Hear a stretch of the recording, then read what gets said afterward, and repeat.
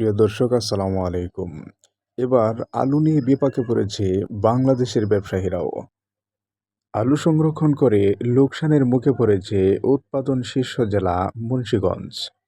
কৃষক ও ব্যবসায়ী আলুর ব্যাপক দরপতনের ফলে দিশেহারা কৃষক ও মজুদ ব্যবসায়ীরা।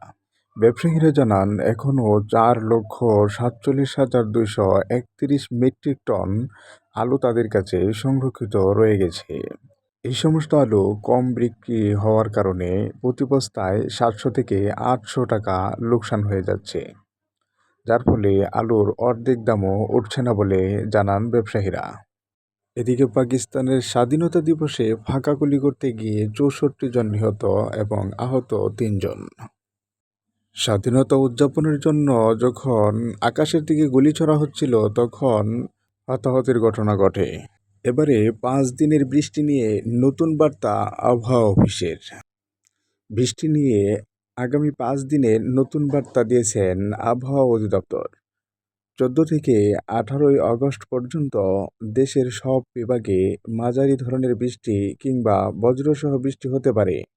আমাদের এই চ্যানেলটি সাবস্ক্রাইব করে আমাদের পাশেই থাকুন।